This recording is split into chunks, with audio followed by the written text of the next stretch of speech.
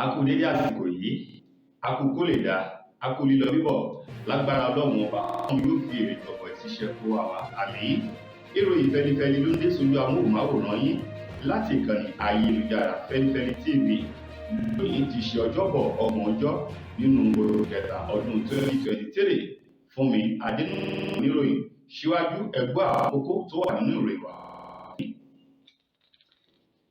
Ààrẹ tuntun aṣèdìbòyàn ní orílẹ̀-èdè wa Nàìjíríà Bọ́lá Ahmed Tinubu ti fi ọkàn àwọn ọmọ orílẹ̀-èdè Nàìjíríà balẹ̀ báyìí wípé òun yóò mú ìlérí àti gbogbo àdéhùn tó ń ṣe lásìkò ìpolongo ìbò òun yóò mú wá sí ìmúṣẹ fún àwọn ọmọ Nàìjíríà.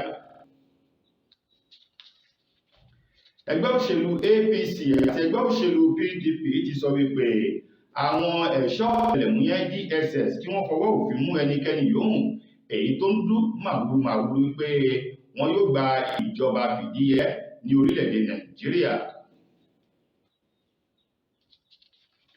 Ọkọ̀ èyí tó ń gbé àwọn ẹlẹ́wọ̀n nílùú Òṣogbo ó ṣe ìkọlù sí ọkọ̀ èyí tó ń kó akérò ọkọ̀ kórópè ní ìpínlẹ̀ Ọ̀ṣun èyí ní Òṣogbo lọ́hùn-ún lónìí tí í ṣe Ọjọ́bọ̀.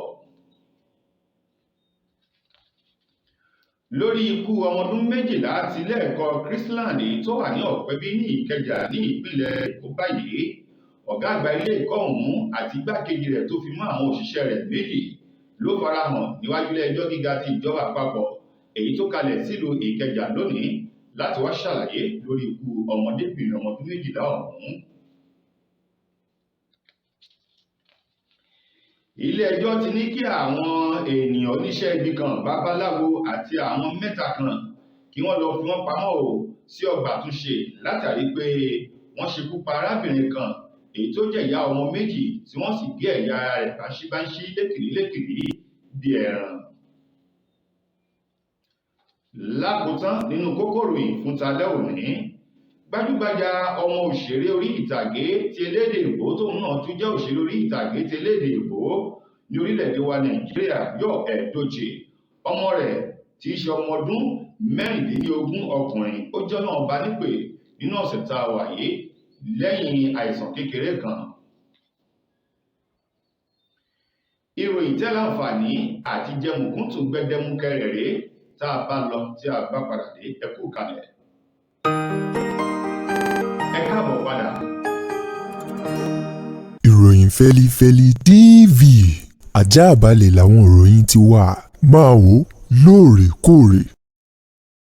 Ìròyìn Feli-feli òun náà ló ń dé sójú amóhùnmáwòrán yín láti ìkànnì ayélujára Feli-feli TV.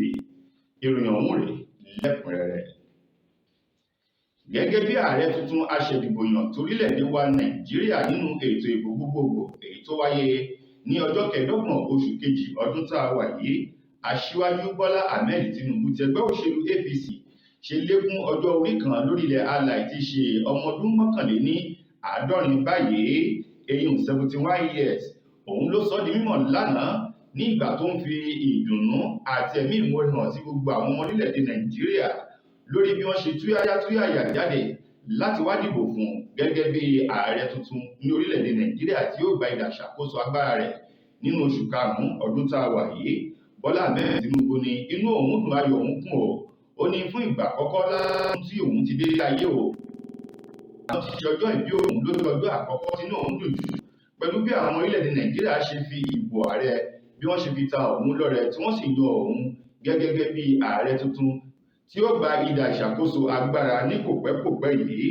Bọ́lá Tinubu ọ̀hún tó sọ̀rọ̀ náà nínú àtẹ̀jáde kan eléyìí tó fọwọ́ sí èyí tí ẹni tó jẹ́ alukoro àti amúgbálẹ́gbẹ̀ẹ́ lórí ọ̀rọ̀ ìròyìn fún Bọ́lá Tinubu tó gbé jáde tó ti ń sọ di mímọ̀ wípé Bọ́lá Ahmed Tinubu ó fi ẹ̀mí ìmoore hàn bákan náà ló fi ọkàn àwọn ọmọ orílẹ̀-èdè Nàìjíríà balẹ̀ wípé gbogbo orílẹ̀-èdè Nàìjíríà èyí tí afẹ́fẹ́ ti gbé lọ fún ọ̀pọ̀lọpọ̀ ọdún sẹ́yìn lòun yóò rí dájú pẹ̀lú ìyọ̀ǹda àtòrí ọ̀fẹ́ Ọlọ́run láti dá ògo ọ̀hún padà sí orílẹ̀-èdè Nàìjíríà. Ó ní gbogbo ẹ̀jẹ́ àti ìlérí eléyìí tó ń ṣe fún àwọn orílẹ̀-èdè Nàìjíríà lásìkò ìpolongo ìbò lòun yóò rí dájú pé òun gbogbo rẹ̀ wá sí ìmúṣẹ. Lákòótán ó dúpẹ́ lọ́wọ́ ọmọdé àgbà tọkùnrin tóbìnrin lọ́wọ́ orílẹ̀-èdè Nàìjíríà ló sì ṣe ládùúrà pé orílẹ̀-èdè Nàìjíríà yóò so dídùn fún gbogbo wa láṣẹ Elédùà. Ìjọba ìpínlẹ̀ Èkó lónìí ti ṣe ọjọ́bọ̀ ni wọ́n ti mú ẹni tó jọ̀gá àgbà ilé ẹ̀kọ́ girama Chrisland Secondary School tó wà ní Ìkẹjà ní Ọ̀pẹ̀bí nílùú Èkó. Igbákejì ọ̀gá àgbà ilé ẹ̀kọ́ ọ̀hún àti àwọn òṣìṣẹ́ rẹ̀ méjì ni wọ́n ti kó wọn lọ láti lọ farahàn níwájú ilé ẹjọ́ gíga eléyìí tó kalẹ̀ sílùú Ìkẹjà látàrí ikú ọmọdébìnrin ọmọ ọdún 12 Whitney Adéníran èyí tó wáyé nínú ọdún yìí níbi tí ọmọ ọ̀hún tó ti jọ́nà bá nípè lásìkò tí wọ́n ṣe àwọn eré ìdárayá ọlọ́dọọdún èyí tó wáyé ní pápá ìṣeré Agége nílùú Èkó. Gẹ́gẹ́ bí adájọ́ ọ̀hún eléyìí tó dá ẹjọ́ náà, adájọ́ Oyíndàmọ́lá Ọ̀kálà èyí tó jẹ́ tilé ẹjọ́ gíga ìjọba àpapọ̀ tó kalẹ̀ sí Ìkẹjà ṣe lálàyé o wípé ẹni tó jọ̀gá àgbà ilé ẹ̀kọ́ ọ̀hún àti àwọn òṣìṣẹ́ rẹ̀ wọ́n ní ẹjọ́ láti jẹ́ níwájú ilé ẹjọ́ náà níbi tí wọ́n ti fojú àwọn èèyàn ọ̀hún hàn. Adémóyè Adéwálé Kúkú Fàtáyì, arábìnrin Belinda Àmọ̀wó ti ṣe ọ̀gá àgbà ilé ẹ̀kọ́ ọ̀hún àti Nwata Ngochukwu Victoria àti ọ̀pọ̀lọpọ̀ àwọn èèyàn nílé ẹ̀kọ́ náà tó fi mọ́ ilé ẹ̀kọ́ ọ̀hún tí wọ́n wọ́ tuurutu bí ewúrẹ́ alágídí wá sí ilé ẹjọ́ náà láti wá ṣàlàyé lórí ikú ọmọdébìnrin ọmọ ọdún 12 Whitney Adéníran. Lásìkò tí ìgbẹ́jọ́ ọ̀hún bẹ̀rẹ̀, wọ́n ní ẹni tó jọ̀gá àgbà ilé ẹ̀kọ́ náà eyín arábìnrin Belinda Àmọ̀wó ní ìgbà tí adájọ́ náà eyín adájọ́ Oyíndàmọ́lá tó sọ wípé ní báyìí ìgbẹ́jọ́ ti bẹ̀rẹ̀ ní pẹrẹu pẹ̀lú ìwádìí, ṣùgbọ́n wọ́n sún ẹjọ́ náà síwájú sí i. Èyí tí wọ́n sọ wípé ẹni tó jọ̀gá àgbà ilé ẹ̀kọ́ náà ó dédé bú sẹ́kún pẹ̀lú ariwo lẹ́nu wípé ẹ̀ṣà ìmọ̀dí ni àwọn wá síbí o láti wá gba ìdájọ́ rẹ̀. tó ẹ̀yin ará, ṣé Yorùbá bọ̀ wọ́n ní ìpéǹpé báyìí làlá fìlà, gbogbo nǹkan tó bá ti ń dùn lèèyàn gbọ́dọ̀ máa fi ìròrí eléyìí tó péye sí. Ìròyìn láti ìkànnì ayélujára Feli-feli TV kò ní jù báyìí lọ. Tó bá jẹ́ ìgbà àkọ́kọ́ rèé tẹ̀ ń ṣe ń darapọ̀ mọ́ wa lórí ìkànnì ayélujára yìí tẹ̀ tí ń wò wá lórí ibi tẹ̀ tí ń wò wá yìí, ẹ subscribe. Bákan ẹ rí bọ́tìnì kan lẹ́gbẹ̀ẹ́ bọ́tìnì tẹ̀ subscribe yìí, ẹ tẹ bọ́tìnì náà, òní ò máa jẹ́ alamí fún yín nígbàkigbà tí àwọn ìròyìn ètò wa tó bá ṣe lórí afẹ́fẹ́. Lórí Facebook náà ẹ tẹ̀lé wa ń bẹ̀ kẹ́ ẹ máa wò wá, kẹ́ ẹ máa gbádùn wa. Ìròyìn Feli-feli TV, ẹ fọ́lọ̀ wa lórí Facebook. Títí di ìgbà míì tẹ́tù láǹfààní láti rí ọ̀tun ìròyìn láti ìkànnì yìí. Èmi Fúnmi Adémúdà gbàdúrà yìí pé ilé ò ní lé wa, ọ̀nà nínà wá, ire àtayọ̀ tiwa o.